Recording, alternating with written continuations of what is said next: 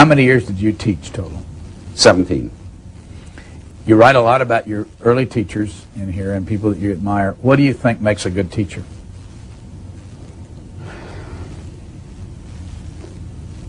Oh, there are many things that make a good teacher. One is you have to respect your students. That is to say, I mean, you have to think that what you're saying means something to them. If it doesn't mean something to them, which we would call, I guess, a failure to communicate, then you're not teaching well.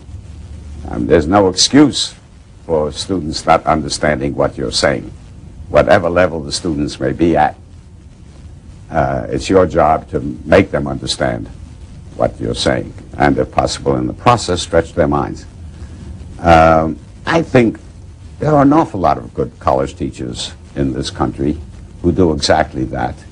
But of course, after you've taught for a long period of time, certain routinization sets in, and you begin to go through the motions, and you lose your energy and your inspiration, and the new faces blur with the old faces.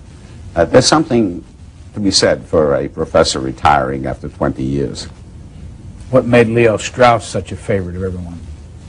Because he cared passionately about his ideas, and he conveyed that passion to his students. He didn't have that many students, but the passion for ideas caused his students, in turn, to really engage in the passionate study of ideas, and they, in turn, encouraged their students to engage in the passionate study of ideas. So in that sense, he was a very great teacher.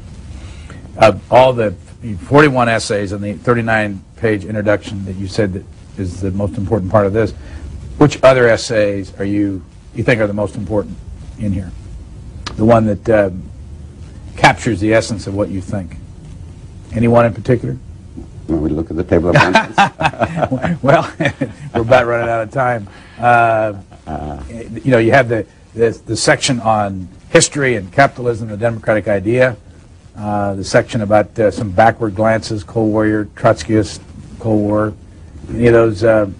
Aside from I think the memoir is the nicest part of the book, but I mean, there's one little essay there on, you know, which is essentially about the cultural contradictions of capitalism, which is the title of a book that my friend and former colleague Daniel Bell wrote, namely the kinds of problems that a capitalist system experiences as it moves away from an older bourgeois ethos into a modern corporate ethos. I think that stands up well today, and it's still a big problem for American and modern capitalism in general.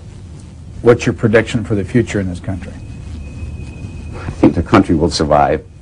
I'm an optimist, or perhaps I should say I'm a cheerful pessimist. I refuse to be discouraged. And terrible things are going on in the world, and terrible things are going on in the country. But I've lived long enough now to live through lots of terrible things.